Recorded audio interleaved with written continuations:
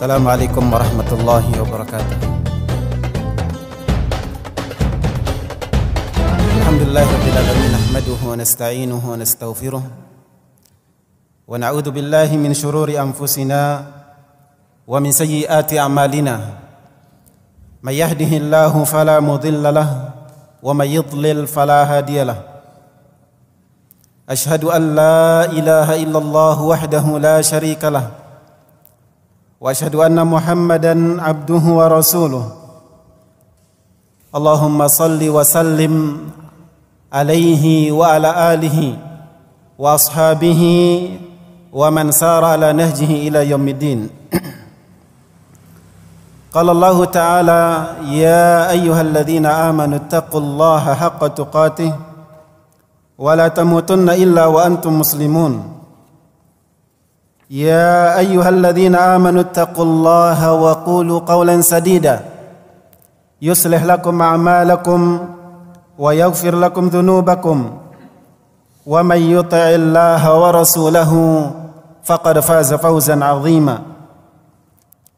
Kaum muslimin rahimani wa rahimakumullah, Bapak Ibu yang dimuliakan oleh Allah Subhanahu wa taala. Kembali kita muji Allah Subhanahu wa taala dan senantiasa kita memujinya. Kita bersyukur atas nikmat dan karunia-Nya, terutama nikmat Islam. Kemudian nikmat berupa petunjuk untuk mengikuti sunnah Nabi yang mulia sallallahu alaihi wasallam. Kaum muslimin rahimani wa rahimakumullah, pada malam yang mudah-mudahan diberkahi oleh Allah Subhanahu wa taala, kita melanjutkan kembali pembahasan dari kitab Ushulul Iman, pokok-pokok keimanan, yang disusun oleh Syekh Muhammad bin Abdul Wahhab rahimahullahu taala. Sebuah kitab yang berisikan dalil-dalil dari Al-Quran dan juga dari hadis-hadis Nabi sallallahu alaihi wasallam.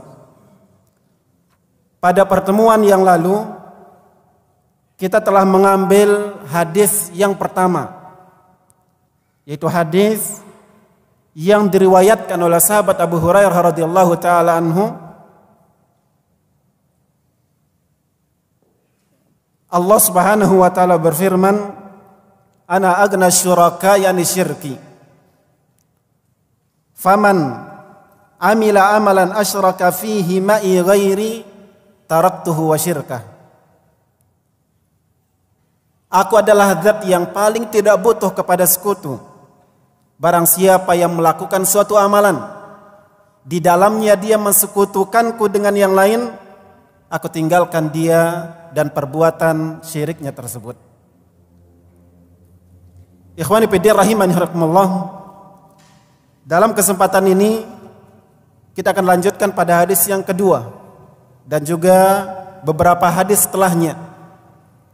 Hadis kedua adalah hadis yang diriwayatkan oleh Muslim dari sahabat Abu Musa Al-Asy'ari radhiyallahu taala anhu. Di dalamnya Rasulullah sallallahu alaihi wasallam menerangkan kepada para sahabat dan kepada kita kaum muslimin secara umum bahwasanya Allah Subhanahu wa taala adalah zat yang tidak tidur dan Allah mustahil untuk tidur. Bahwasanya Allah Subhanahu wa taala adalah zat yang maha adil dan bahwa Allah tabaraka wa taala adalah zat yang maha agung. Abu Musa Al-Asy'ari radhiyallahu taala anhu mengatakan, qama fina Rasulullah sallallahu alaihi wasallam bi khamsi kalimatin.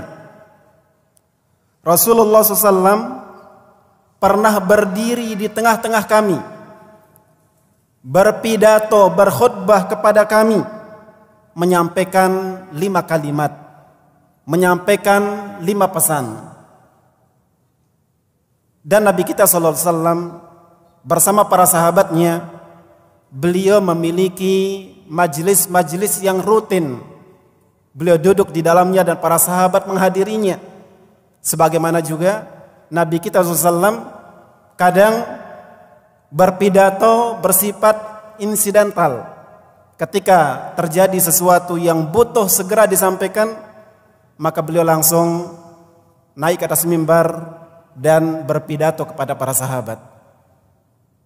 Ikhwani fillah rahimakumullah, disebutkan bahwasanya Rasulullah SAW berdiri di hadapan para sahabat, berpidato kepada mereka, menyampaikan 5 perkara, menyampaikan 5 pesan. Faqal, beliau bersabda, innallaha la yanam wa la yanbaghi lahu ayyanam. Sesungguhnya Allah Azza wa Jalla tidak tidur dan tidak pantas baginya untuk tidur. Allah Azza wa Jalla adalah zat yang maha sempurna. Ilmunya, pengawasannya, seluruhnya sempurna. Sehingga tidak mungkin dan tidak patut bagi Allah Azza wa Jalla untuk tidur. Karena tidur adalah sifat kurang, di mana orang yang tidur akan luput darinya banyak hal. Ada sesuatu yang tidak diketahui, ada sesuatu yang lepas dari pengawasannya, dan Allah Azza wa Jalla disucikan dari sifat-sifat kekurangan. Di antaranya adalah sifat tidur ini. Yakhfidul qista wa yarfa'uh. Allah Azza wa Jalla menurunkan dan menaikkan timbangan. Al-qist di dalam hadis ini maksudnya adalah timbangan. Sebagian ulama mengatakan bahwasanya hadis ini sesuai dengan zahirnya, bahwa Allah tabaraka wa taala menurunkan dan menaikkan timbangan, merendahkan dan mengangkat timbangan. Penjelasannya nanti akan disampaikan. Kemudian yurfa'u ilaihi amalul laili qabla amalin nahar wa amalun nahari qabla amalil lail.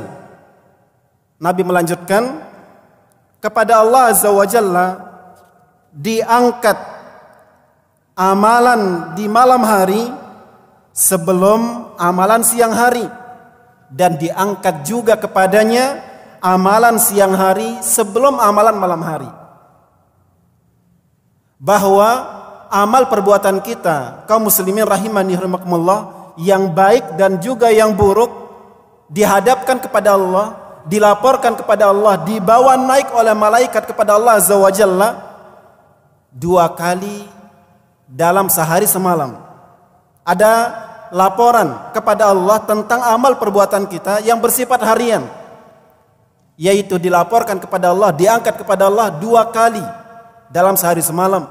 Sebagaimana ada laporan yang sifatnya mingguan, catatan amal kita diangkat kepada Allah Azza wa Jalla dalam seminggu, setiap hari Senin dan juga setiap hari Kamis.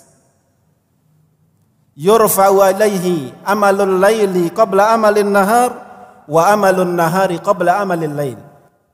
Amalan malam hari diangkat kepada Allah oleh para malaikat sebelum amalan siang, dan amalan siang diangkat kepada Allah sebelum amalan malam. Kemudian Nabi melanjutkan, hijabuhun nur, tirai Allah, hijab Allah adalah cahaya, sehingga makhluk di dunia ini tidak dapat melihat Allah Azza wa Jalla, karena di hadapan Allah ada tirai. Tirai itu berupa cahaya. Lau kasyafahu la ahraqat subuhatu wajhihi man taha ilaihi basaruhu min khalqihi. Apabila Allah Azza wa Jalla mengangkat tirai tersebut, maka cahaya wajah Allah, subuhat artinya cahaya, nur, maka cahaya wajah Allah akan membakar semua yang sampai kepadanya pandangan Allah Azza wa Jalla dari makhluknya. Semua makhluk yang sampai kepadanya pandangan Allah Azza wa Jalla, jika tirai itu diangkat, maka semuanya akan terbakar. Dan tidak ada sesuatu pun yang luput dari penglihatan Allah. Artinya apabila tirai tersebut diangkat, berarti semua makhluk akan terbakar dengan cahaya wajah Allah Subhanahu wa taala. Dan ini menunjukkan keagungan Allah Subhanahu wa taala. Ikhwani fiddin, ma'asyar muslimin rahimani wa rahimakumullah. Hadis ini diriwayatkan oleh Imam Muslim. Hadis ini menunjukkan seperti yang disebutkan tadi, menunjukkan kemahakuasaan Allah, menunjukkan kesempurnaan sifat Allah Azza wa Jalla, sebagaimana juga menunjukkan keagungan dan keadilannya. Maka Allah Azza wa Jalla adalah zat yang al-hayy, yang maha hidup, al-qayyum, yang mengurusi makhluk-makhluknya, yang berdiri sendiri dan juga senantiasa mengurusi makhluk-makhluknya. Itulah arti dari al-qayyum. Allah Azza wa Jalla adalah zat yang maha hidup dengan kehidupan yang paling sempurna. Allah Azza wa Jalla adalah al-qayyum, yang maha mengurusi makhluk-makhluknya. Tidak ada yang luput dari pengurusan Allah, tidak ada yang luput dari pengaturan dan pengawasan Allah Subhanahu wa taala. Maka Allah Azza wa Jalla la yanam. Allah Azza wa Jalla tidak tidur, karena tidur adalah sifat kurang. Karena orang yang tidur akan luput darinya banyak hal, dan itu disucikan dari Allah Rabb kita Jalla wa ala. Kemudian ikhwani fillah rahimakumullah, terkait dengan penyifatan Allah Azza wa Jalla dengan sifat tidak tidur, maka di sini ada satu faidah, bahwasanya sifat Allah Azza wa Jalla atau sifat-sifat Allah Azza wa Jalla dikategorikan, dikelompokkan menjadi dua. Yang pertama adalah sifatun tsubutiyah, sifat-sifat yang ditetapkan. Misalnya kita menetapkan bagi Allah sifat ilmu, sifat melihat, sifat mendengar, sifat hidup, sifat memberi rezeki dan seterusnya. Ini adalah sifat yang ditetapkan bagi Allah Azza wa Jalla. Dalam bahasa Arabnya istilahnya sifatun tsubutiyah. Kemudian jenis kedua adalah sifatun salbiyah, sifat-sifat yang dinafikan dari Allah Azza wa Jalla. Maka kita menafikan dari Allah Azza wa Jalla sifat tidur, kita menafikan dari Allah Azza wa Jalla sifat zalim, dan lain sebagainya. Nah, sifat-sifat yang sifatnya tsubutiyah, penetapan, maka kita wajib menetapkannya. Sifat-sifat yang datang di dalam Al-Quran ataupun di dalam hadis Nabi SAW berupa sifat-sifat tsubutiyah, penetapan ini wajib bagi kita untuk menetapkannya min ghairi tahrif, tanpa diselewengkan. Kita tidak mengatakan dan tidak boleh mengatakan istawa maksudnya istaula. Ya, orang-orang yang mengatakan bahwasanya sifat Allah istawa maksudnya istaula, ini adalah penyelewengan. Kita tetapkan tanpa kita selewengkan, tanpa kita takwil, wala ta'til, dan tanpa ditolak. Tidak boleh diselewengkan, tidak boleh juga ditolak. Wala taqyif, tanpa diberikan kaifiyat, tanpa diterangkan kaifiyatnya begini, modelnya begini. Allah Azza wa Jalla bersemayam di atas arasy. Kita imani Allah bersemayam di atas arasy tanpa menerangkan kaifiyat istiwanya. Wala tamtsil, dan juga tanpa diserupakan, tanpa disamakan dengan sifat-sifat makhluk. Maka sifat-sifat tsubutiyah wajib kita tetapkan tanpa diselewengkan, tanpa ditolak, dan tanpa diberikan kaifiat, tanpa diserupakan, dimisalkan dengan sifat-sifat makhluk. Itu sifat-sifat tsubutiyah.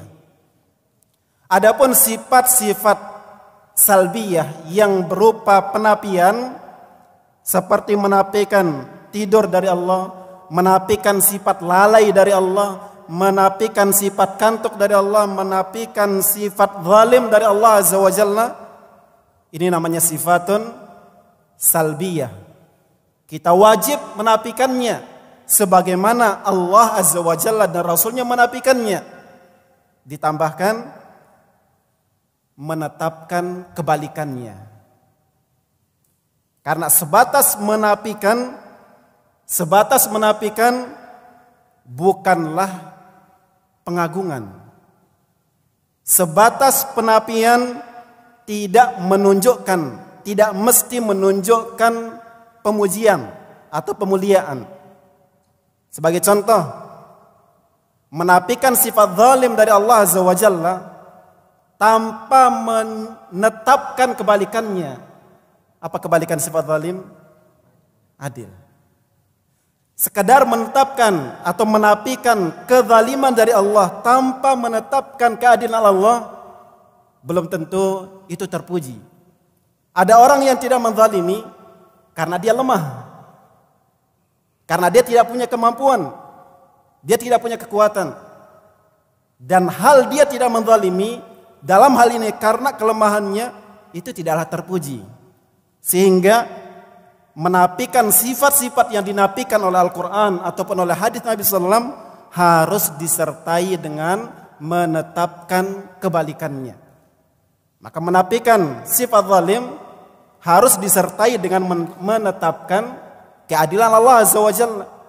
Menafikan sifat tidur dari Allah Azza wa Jalla, menafikan sifat tidur dari Allah berkonsekuensi menetapkan kemahahidupan Allah yang maha sempurna.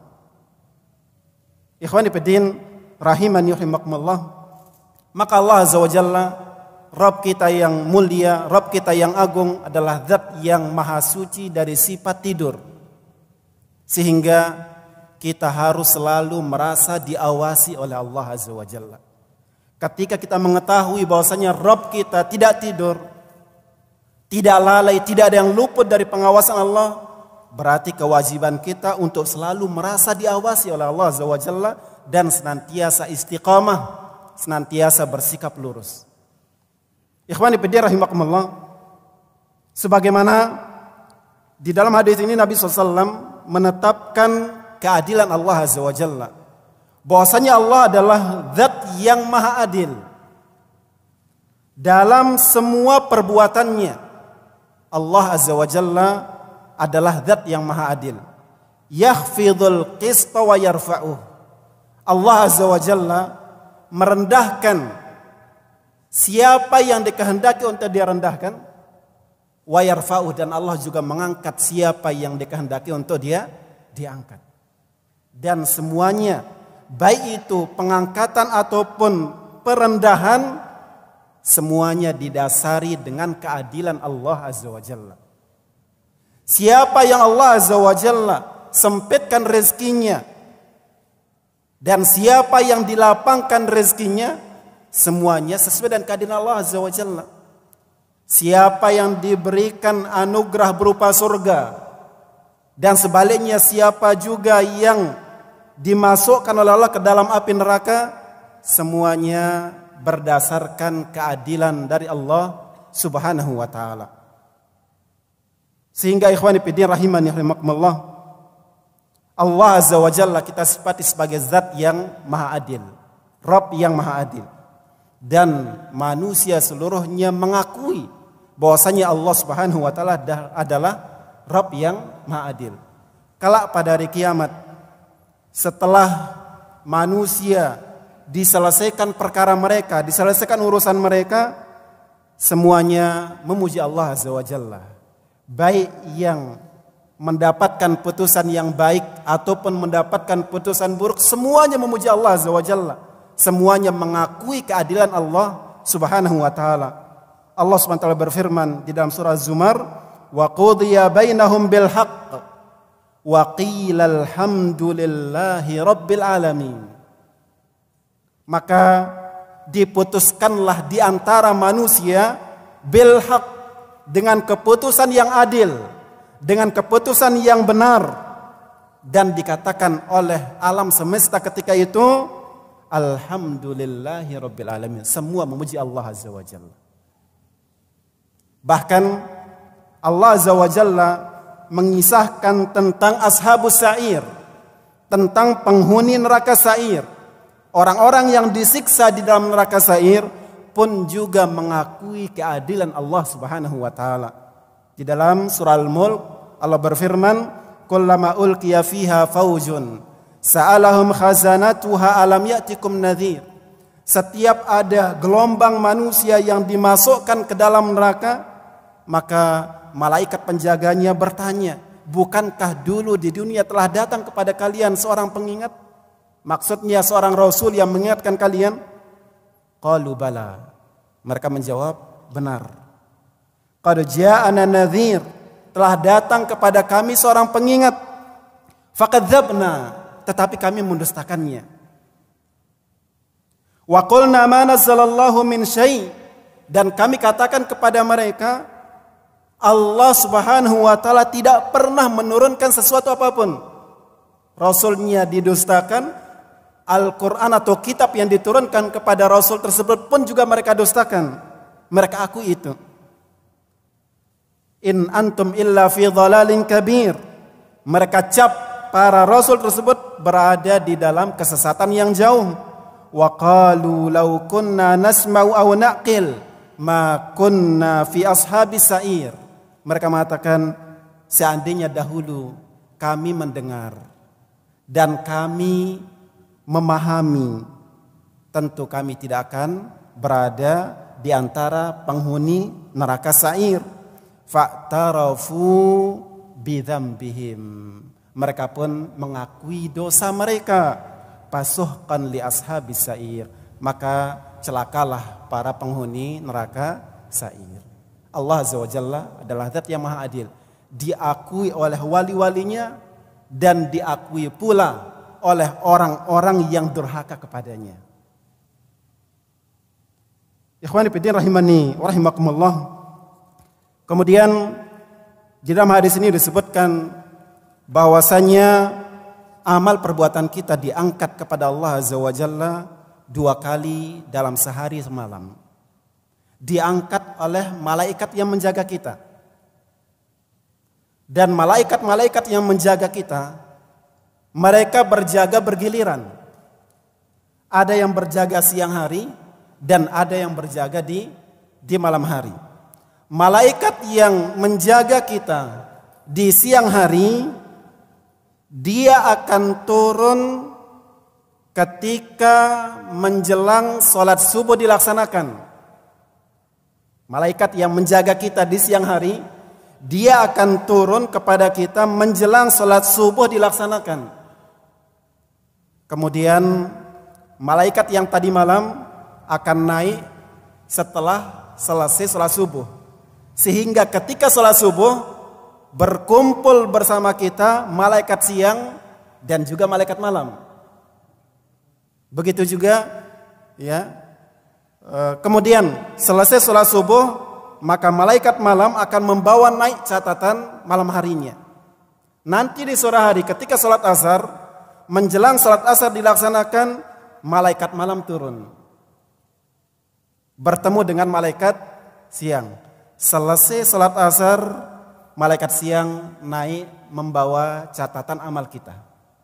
Sehingga ketika salat asar berkumpullah di situ malaikat siang dan juga malaikat malam. Dan ini menunjukkan keutamaan salat subuh dan juga salat asar. Karena itu di antara sholat 5 waktu ini, maka yang disebutkan secara khusus keutamaannya adalah subuh dan asar. Kemudian Di dalam hal ini ada satu faedah, bahwasanya Allah Azza wa Jalla adalah zat yang maha rahim kepada kita. Allah zat yang maha pengasih kepada kita dan menginginkan kebaikan-kebaikan bagi kita. Di mana Allah Azza wa Jalla menghendaki dengan dinaikkannya catatan amal kita ketika selesai sholat subuh atau ketika pagi dan ketika sore ini, ketika selesai subuh dan selesai sholat asar, Allah menginginkan agar catatan amal kita ketika malaikat datang pertama kali kita dalam keadaan sholat subuh atau sholat asar untuk yang malam harinya, dan penutupnya pun juga demikian. Syekh Abdurrahman bin Nasir As-Sa'di rahimahullah mengatakan, wa hadza min ni'matihi 'alal adamiyyin. Ini adalah bentuk nikmat Allah kepada umat manusia. Anna nuzula haula'il malaikah waqta shalatil fadilah wa su'udahum ba'da faragiha. Yang mana para malaikat mereka turun di waktu salat yang utama dan mereka naik setelah melaksanakan salat yang utama juga. Walihada idza sa'alahum rabbuhum wa huwa a'lam.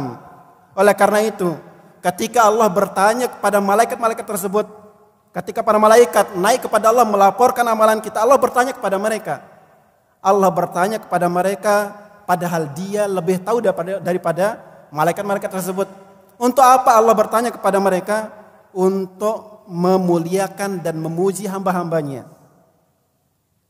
Sa'alahum rabbuhum wa huwa alam kaifa taraktum ibadi. Allah bertanya kepada mereka, bagaimana kalian tinggalkan hamba-hambaku? Sedang apa mereka ketika kalian tinggalkan? Qalu atainahum wa hum yusallun. Mereka menjawab, kami datang ke mereka, mereka sedang sholat. Wa taraknahum wa hum yusallun. Kami tinggalkan pun mereka dalam keadaan salat. Allah pilih dua waktu ini untuk dijadikan sebagai waktu turunnya malaikat dan naiknya malaikat melaporkan catatan amal kita. Allah menginginkan memuji kita di hadapan para malaikatnya. Ikhwani fiddin ma'asyar muslimin rahimanikumullah. Kemudian di hadis ini ditutup dengan menyebutkan keagungan Allah Azza wa Jalla, bahwa Allah Subhanahu wa taala memiliki tirai, memiliki hijab yang menghalangi pandangan kita kepada Allah Azza wa Jalla, dan sekaligus menjaga kita, melindungi kita. Bahwasanya tirai tersebut adalah cahaya. Seandainya tirai tersebut diangkat oleh Allah Azza wa Jalla, seandainya tirai itu dihilangkan oleh Allah Tabaraka wa Ta'ala, maka musnahlah alam semesta ini. Karena tidak ada yang mampu untuk memandang Allah Subhanahu wa Ta'ala. Oleh karena itu ketika Nabi Musa alaihissalam meminta kepada Nabi SAW, kepada Allah, meminta kepada Allah Tabaraka wa Ta'ala untuk melihatnya, untuk memastikan akidahnya, untuk lebih meyakinkan dirinya lagi, Nabi Musa minta kepada Allah untuk bisa melihatnya. Maka Allah katakan lantarani. Allah katakan engkau tidak akan melihatku. Dan Allah terangkan bahwasanya Nabi Musa alaihissalam dia akan bisa melihat Allah manakala Allah menampakkan dirinya apabila gunung-gunung itu, ketika Allah menampakkan dirinya kepada gunung-gunung itu kemudian tidak hancur, berarti Nabi Musa akan bisa melihat Allah Tabaraka wa Ta'ala. Allah berfirman, falamma tajalla rabbuhu lil jabali, ketika Allah tampakkan dirinya kepada gunung-gunung, ja'alahu dakka, gunung yang kokoh yang kuat itu menjadi hancur lebur. Wa kharra Musa sa'iqa, maka ketika itu Nabi Musa jatuh pingsan. Jika gunung saja tidak kuat ketika Allah menampakkan diri kepadanya, maka manusia ini tentu lebih tidak kuat.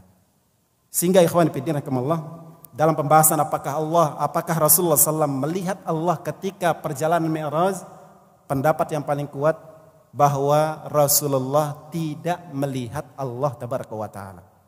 Sebagaimana di dalam hadis Abu Dzar radhiyallahu taala anhu, bahwa Abu Dzar bertanya kepada Rasulullah, "Hal ra'aita rabbak?" Apakah engkau melihat Rabbmu? Nabi menjawab, "Nurun anna arah." Ada cahaya, ada hijab berupa cahaya sehingga aku tidak bisa melihat Allah Subhanahu wa taala. Dan kelak pada hari kiamat di dalam surga orang-orang beriman akan melihat Allah Subhanahu wa taala.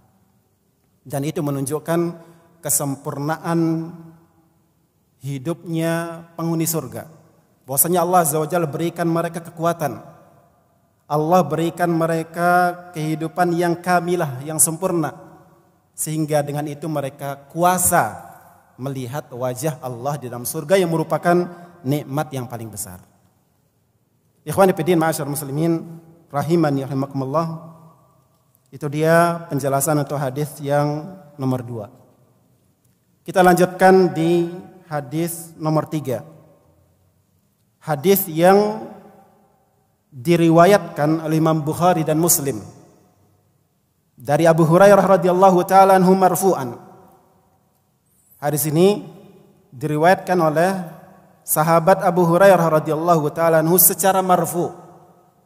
Secara marfu' artinya hadis ini penisbatannya sampai kepada Rasulullah sallallahu alaihi wasallam. Bahwasanya hadis ini adalah ucapan Rasul, bukan ucapan Abu Hurairah. Hadis marfu' adalah hadis yang sanadnya sampai kepada Rasul.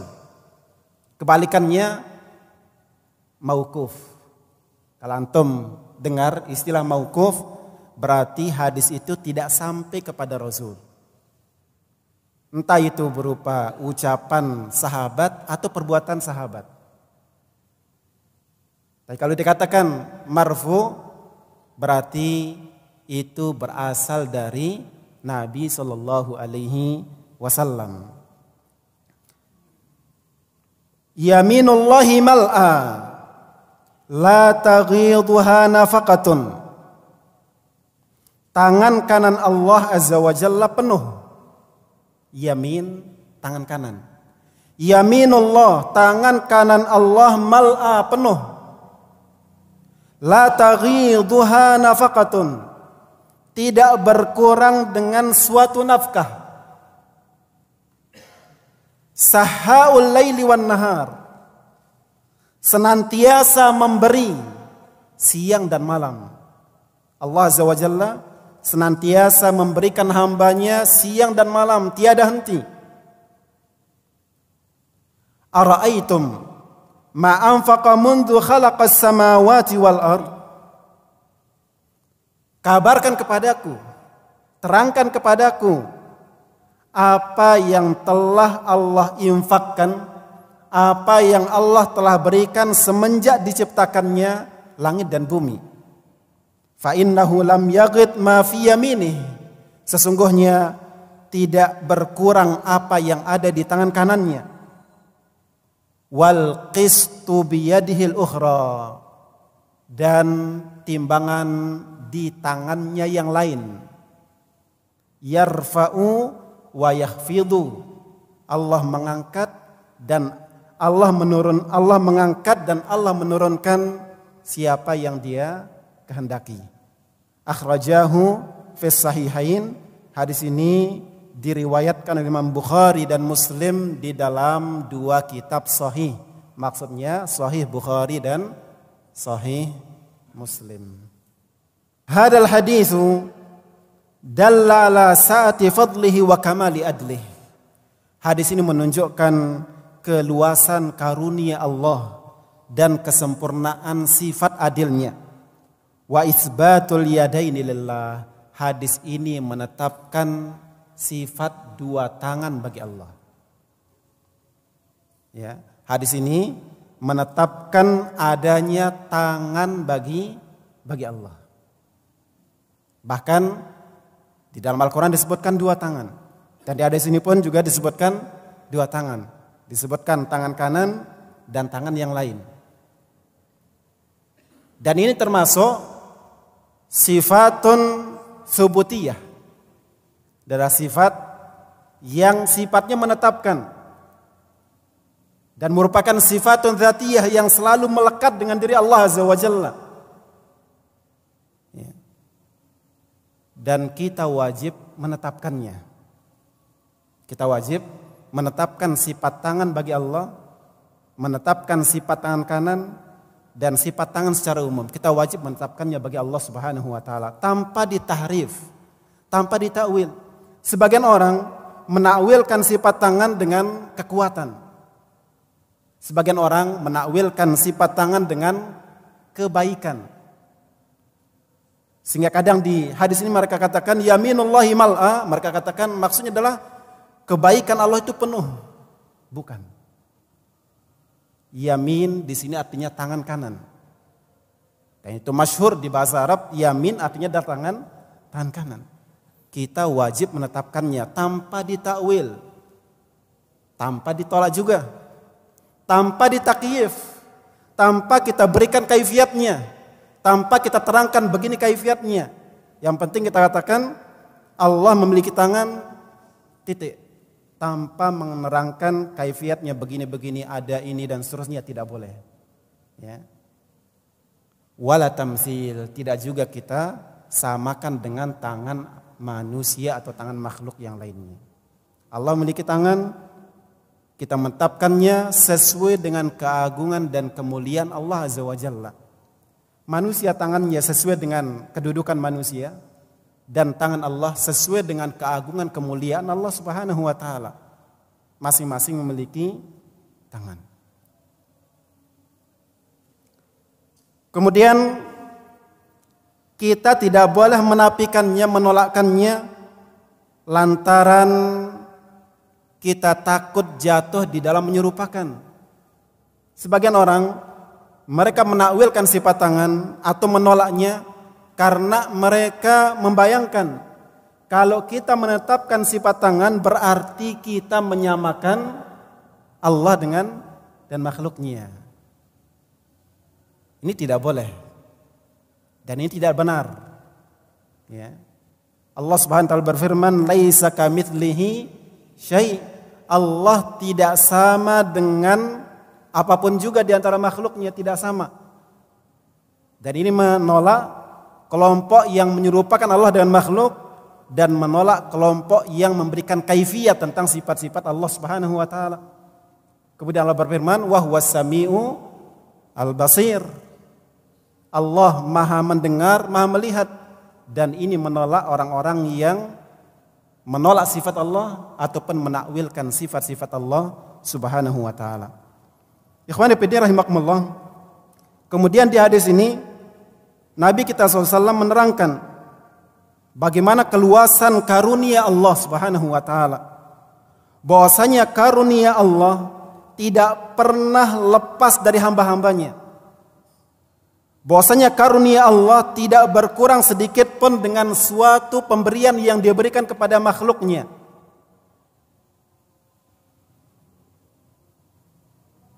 Dan ikhwani fillah rahimakumullah, di dalam hadis qudsi Allah Subhanahu wa taala berfirman, "Ya ibadi," hadis ini masyhur di kalangan kita insyaallah. "Ya ibadi, law anna awwalakum wa akhirakum wa insakum wa jinnakum wa ratbakum wa yabisakum."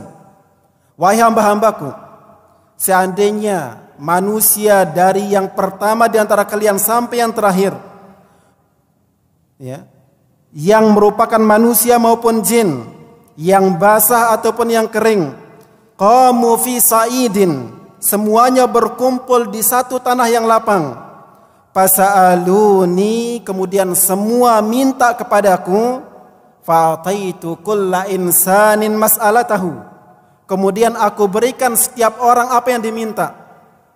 Manusia ini minta begini diberikan, jin ini minta begini diberikan, yang dari awal sampai terakhir semua minta semua diberikan.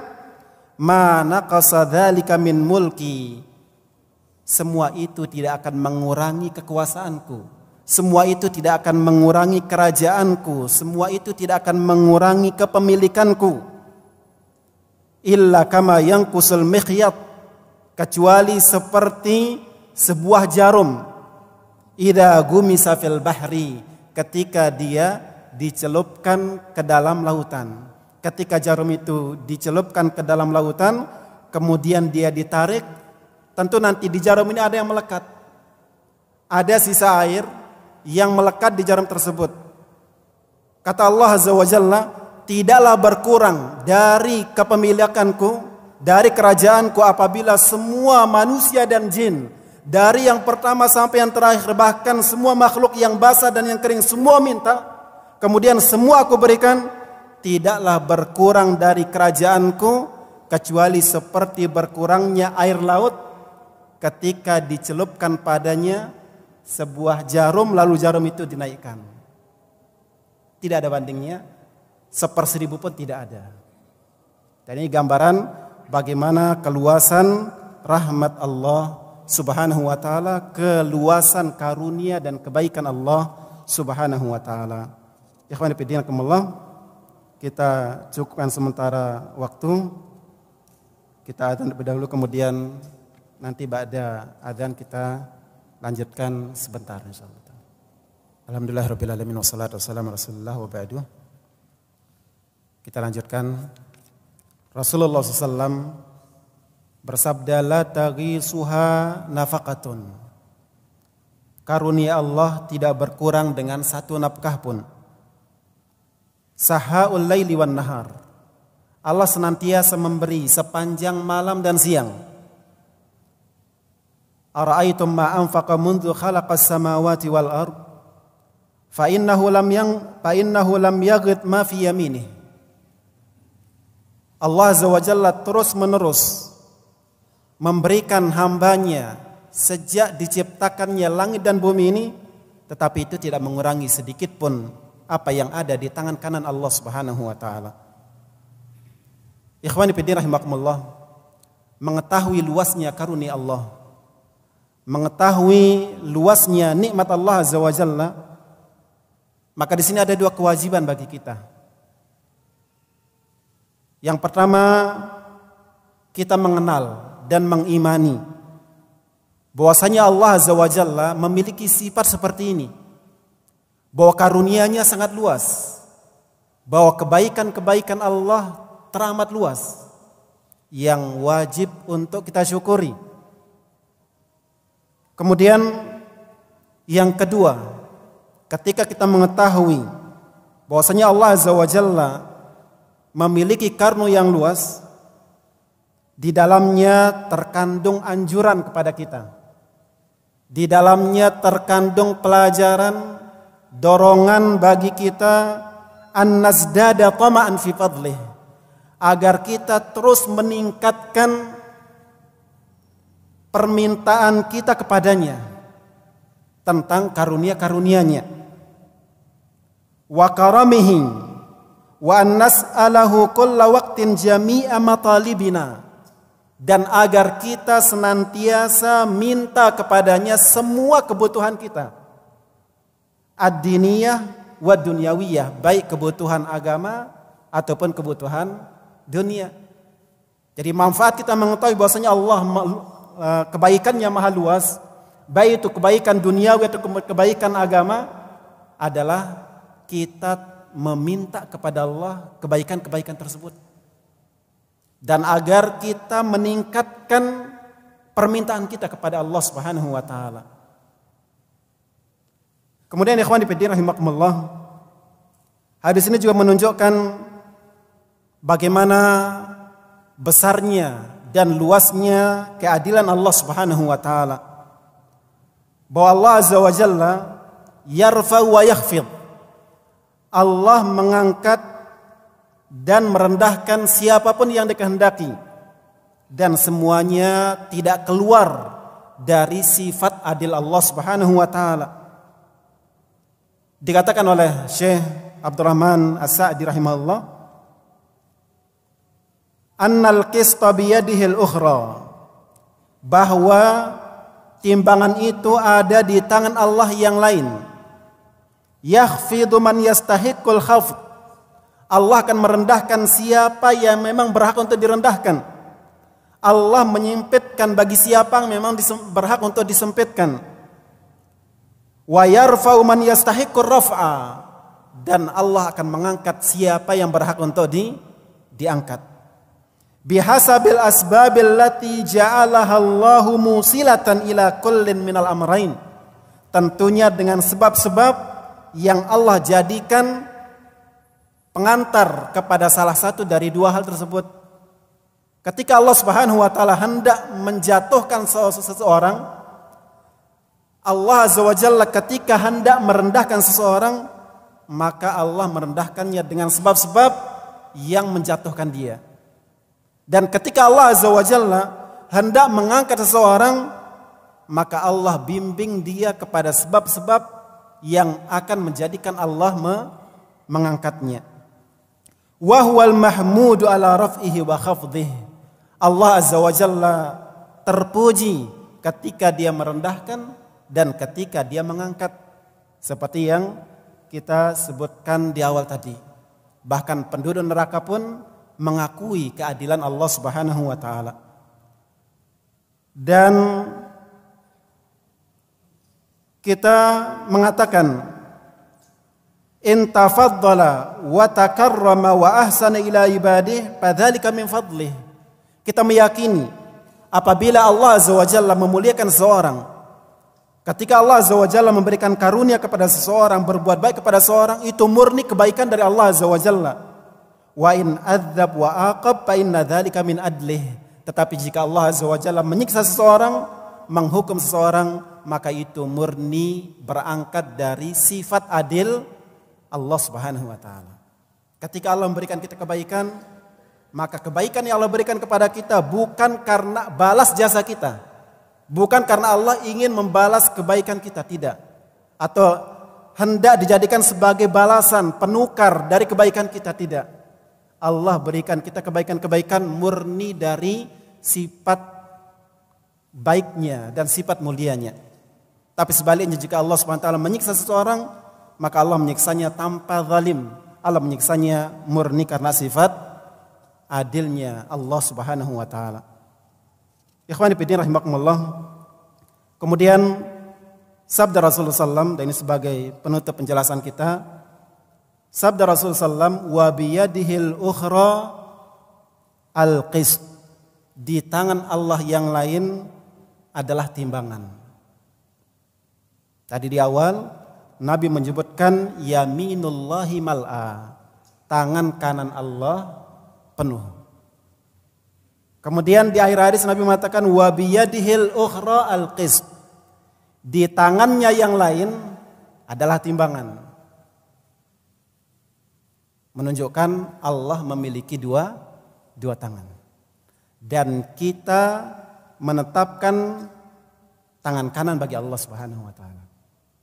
Ketika menetapkan tangan kanan, apakah berarti Allah memiliki atau kita menyifati Allah dengan memiliki tangan kiri? Saya bacakan ucapan dari Syekh Sa'di rahimahullahu taala. Wa fi qaulin nabi wa biyadihi al-ukhra al-qist wa lam yaqul al-yusra wala shimal. Nabi mengatakan di tangannya yang lain, dan beliau tidak mengatakan di tangannya yang kiri. Al-yusra artinya kiri, ashimal juga artinya kiri. Nabi tidak katakan wa biyadihil yusra, tidak juga mengatakan wa biyadihi ashimal. Bayanun annahu la yusafu illa bil kamal. Ini menunjukkan bahwasanya Allah Azza wa Jalla tidak disifati kecuali dengan sifat-sifat kesempurnaan. Wala yusta'mal lidzalika illa ahsanul alfaz. Dan tidak boleh menggunakan istilah-istilah ketika menetapkan sifat bagi Allah kecuali menggunakan lafaz yang paling bagus. Bukan menggunakan lafaz yang keren, apalagi lafaz-lafaz yang konotasinya negatif, yang dipahami negatif. tangan kanan di kalangan makhluk Allah Azza wa Jalla, tangan kiri di kalangan kita, konotasinya negatif. Bahwa dia, tangan kiri kita ini, dia kurang dari tangan kanan. Pergerakannya, hal-hal yang bisa dikerjakannya tidaklah sebanyak yang dikerjakan oleh tangan kita. Tangan kanan kita. Dan tangan kiri biasanya digunakan untuk hal-hal yang kurang baik. Karena tangan kiri konotasinya negatif, maka Nabi kita tidak mengatakan tangan kiri, tapi Nabi mengatakan wa biyadihi al-ukhra, dan di tangan Allah yang lain. Walihada fi ba'dhi alfadhi hadal hadits, oleh karena itu di sebagian redaksi hadis ini, di sebagian lafaz hadis ini disebutkan wakil tayadair rahmani yamin. Kedua tangan Allah Azza wa Jalla, kedua-dua tangan Ar-Rahman adalah tangan kanan. Jadi dua-dua tangan Allah itu disifati, dinamakan dengan tangan kanan. Dan jangan dibayangkan berarti kedua-duanya ada di samping kanan. Itu namanya memberikan kaifiyat, dan itu tidak diperbolehkan. Yang jelas kita katakan Allah SWT memiliki dua tangan, dan dua tangan kanan, dua tangan Allah Azza wa Jalla adalah tangan kanan. Walaupun tidak kita tutupi bahwasanya sebagian ulama mengatakan tangan yang satu adalah tangan kiri. Termasuk Syekh Muhammad bin Abdul Wahhab di akhir kitab Tauhid yang banyak kita baca insyaallah. Di situ disebutkan beliau menerangkan bahwasanya tangan yang satu adalah tangan kiri. Karena memang ada hadis yang menyebutkan hal itu, walaupun sanad hadis itu yang dipermasalahkan. Ikhwan fillah rahimakumullah, demikian barangkali pembahasan kita pada malam ini. Mudah-mudahan apa yang kita sampaikan, apa yang kita bahas pada malam ini menambah pengenalan kita kepada Allah Azza wa Jalla, dan otomatis tentunya meningkatkan keimanan kita kepada Allah Azza wa Jalla. Dan apabila iman kita naik, maka ibadah kita pun juga akan ikut naik. Kita cukupkan sampai di sini. Jazakumullah khairan. Wassallallahu ala nabiyina Muhammad walhamdulillahirabbil alamin. Wassalamualaikum warahmatullahi wabarakatuh.